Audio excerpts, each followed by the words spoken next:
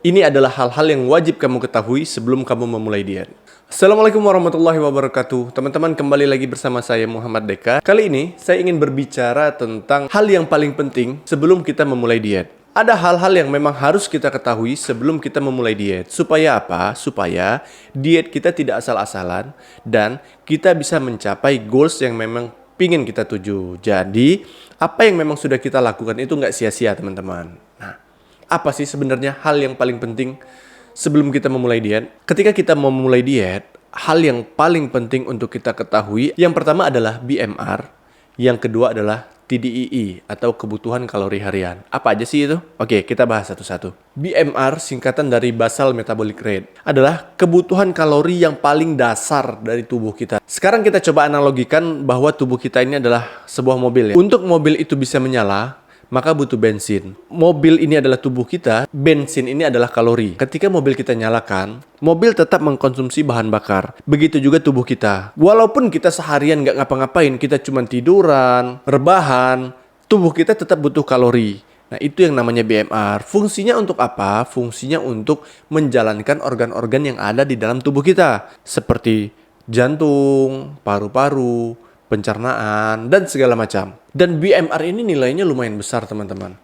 Hampir 70-80% dari kebutuhan kalori harian kita itu difungsikan untuk BMR. Kemudian yang kedua adalah TDEE atau kebutuhan kalori harian. Nah, kebutuhan kalori harian ini adalah kalori yang dibutuhkan oleh tubuh kita untuk kita beraktivitas. Gitu. Seperti misalnya kita berjalan, kita bekerja, kita berolahraga. Nah, di situ terangkum di dalam TDEE namanya atau kebutuhan kalori harian. Dua hal ini adalah hal yang paling dasar menurut saya yang harus kita ketahui ketika kita mau diet. Kenapa? Ketika kita memutuskan untuk diet, artinya kita akan memperbaiki pola makan kita yang mungkin awalnya konsumsi kalori harian kita berlebih, sudah mulai kita kurangi, sudah mulai kita batasi. Karena tujuan kita pengen nurunin berat badan. Yang mana faktor utama untuk penurunan berat badan itu adalah memperbaiki pola makan. Itu menurut saya. Hanya saja, terkadang beberapa orang tidak memperhatikan hal ini. Sehingga ketika mereka pengen defisit kalori, tapi karena tidak memperhatikan dari nilai-nilai yang tadi kita sebutkan terkait BMR dan TDEE, akhirnya konsumsi kalorinya asal-asalan, bahkan sampai jauh di bawah BMR. Dari apa yang saya pelajari, ketika kita mau melakukan defisit kalori, sebaiknya nilai dari konsumsi kalori harian kita tidak di bawah BMR. Karena BMR ini adalah nilai dasar, teman-teman. Kebutuhan kalori minimal dari tubuh.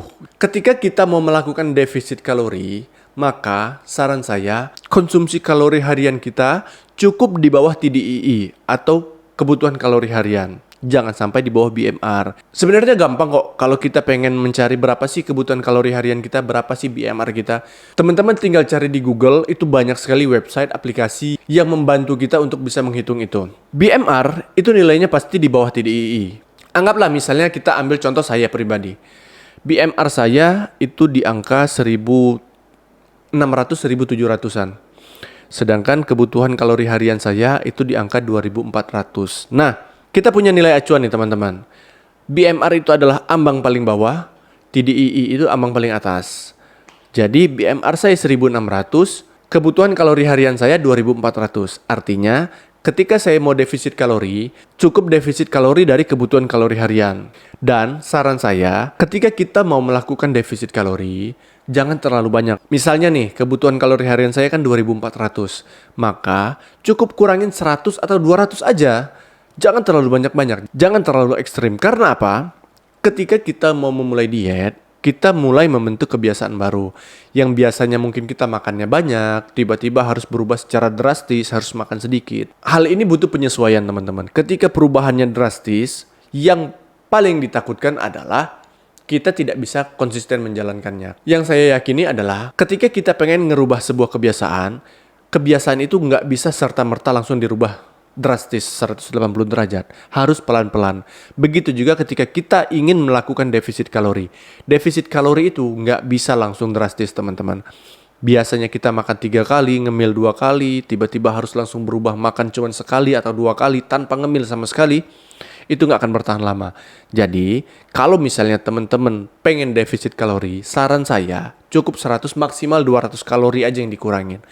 Nah, nanti setelah bisa dijalankan dengan baik, bisa disiplin dan konsisten menjalankannya, baru sedikit demi sedikit ditambah lagi. Ketika kita memutuskan untuk diet, artinya kita ingin memperbaiki kualitas hidup kita. Kita ingin menjadi orang yang lebih sehat. Jangan sampai ketika tujuan kita ingin menjadi lebih baik, tapi kita melakukan dengan cara yang salah, akhirnya malah memunculkan gangguan-gangguan kesehatan yang lain. Makanya teman-teman, pahami dulu dua hal ini. Ketika kita baru mau memulai diet, memang kita pasti bakal agak ribet.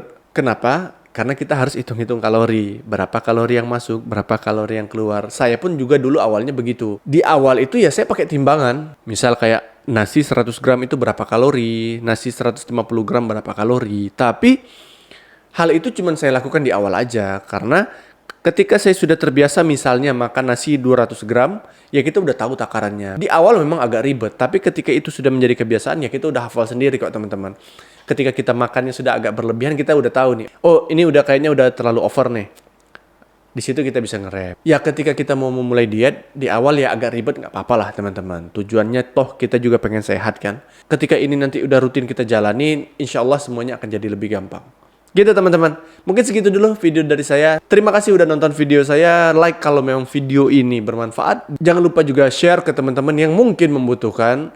Dan untuk teman-teman yang belum subscribe, silakan subscribe channel ini supaya teman-teman tidak ketinggalan video-video saya selanjutnya. Terima kasih.